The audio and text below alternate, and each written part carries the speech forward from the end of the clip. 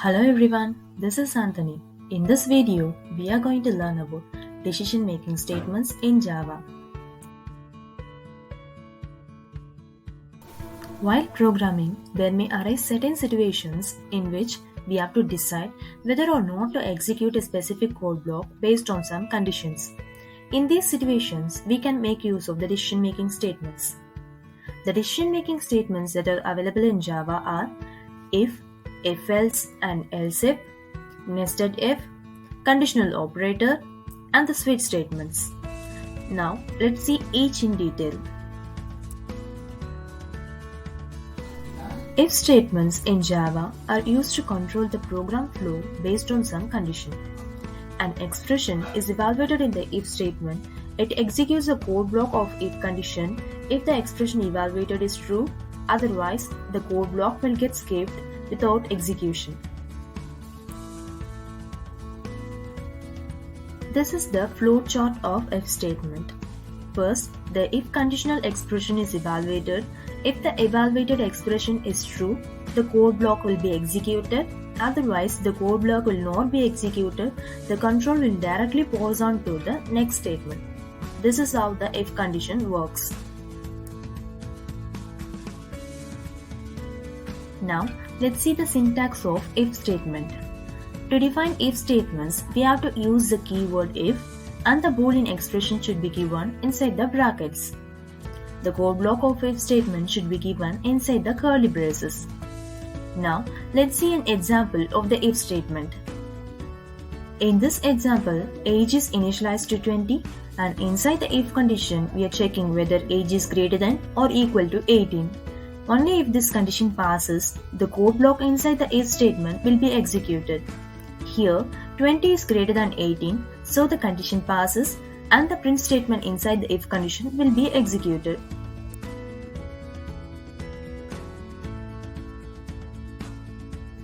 Now, let's move on to the if-else statements. In the if-else statements, the Boolean expression is evaluated and if it is true, a code block is executed, and if it is false, another code block is executed. This is the flowchart of if-else statement. The conditional expression is evaluated. If it is true, a code block is executed. If it is false, another code block is executed. This is how the if-else statements works. The syntax of if-else statement includes an additional else block along with the if block. If the Boolean expression condition is true, the code block of the if statement will be executed, and if it is false, the code block of else statement will be executed. Now, let's see an example for the if-else statement. Here, age is initialized to 15, and in the if statement, we are checking whether age is greater than or equal to 18. If this condition is true, the code block of if statement will be executed, and if it is false, the code block of else statement will be executed. Here, 15 is less than 18, so the condition is false and the code block of else statement will be executed.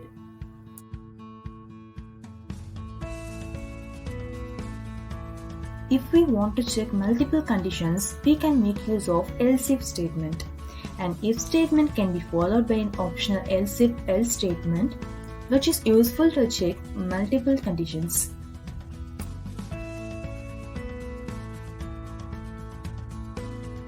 This is the syntax of if-else if statements. The else if code block should be provided after the if code block. Any number of else if conditions can be checked after an if, and an optional else can follow the else if. Now, let's see an example for the else if conditions. Here, age is initialized to 20, and in the if condition, we are checking whether age is less than 0. Only if this condition fails, the else if condition will be checked. In the else if condition, we are checking whether age is greater than or equal to 18. If both if and else if conditions fails, the else block will be executed. Here, 20 is greater than 18, so the else if condition passed, that is the else if condition, becomes true, so the else if block will be executed.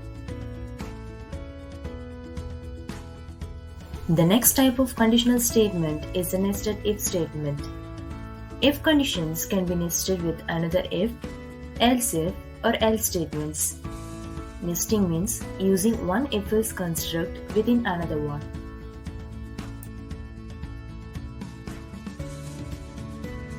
Now, let's see an example for the nested if statements. Here, age is initialized to 20, and in the if condition, we are checking whether age is greater than 0. Only if this condition becomes true, the next if-else construct will be executed. Otherwise, the control will be directly passed on to the final else statement. Here, 20 is greater than 0, so the next if condition will be checked. In the inner if condition, we are checking whether age is greater than or equal to 18. Here, 20 is greater than 18, so the code block inside this if condition will be executed. In this way, we can provide the if-else construct inside another if, else if, or the else statements based on our needs. Now, let's see the example that we have seen in a flowchart format. First, the if condition will be checked, in which we are checking whether age is greater than 0. Only if this condition becomes true, the if-else construct inside this if condition will gain the control. Otherwise, the control will be passed on to the else condition. In our case, 20 is greater than 0, so the control passed on to the inner if-else construct. And then we are checking whether age is greater than or equal to 18. If this condition becomes true, the if code block will be executed. If this condition becomes false, the else code block will be executed.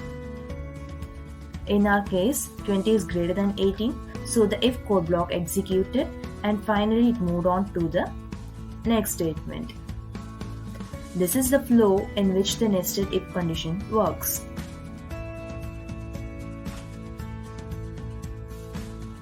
Now, let's move on to the next decision-making statement, which is the conditional operator.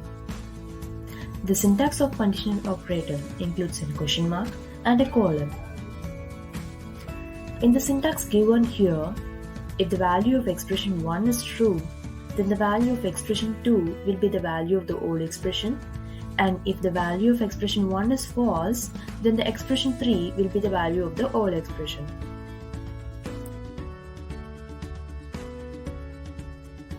Now, let's see an example for the conditional operator. Here, age is initialized to 20, and the value of result is decided based on the conditional operator. Here, we are checking whether age is greater than or equal to 18.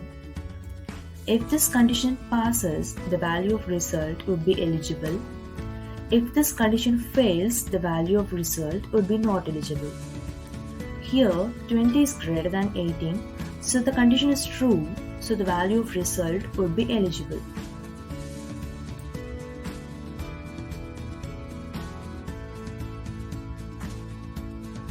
The next decision-making statement is a switch statement. The switch statement contains an expression. The evaluated result of the expression is compared with the case values. If the case value matches, the associated code block gets executed. If no case matches, the default code block gets executed. The switch statement can also contain a value instead of an expression.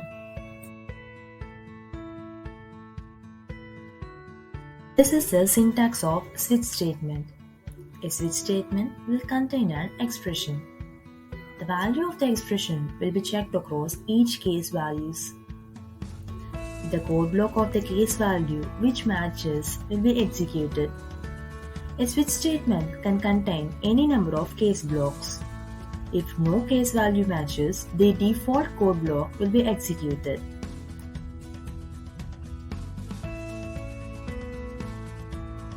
Now, let's see an example for the switch statement.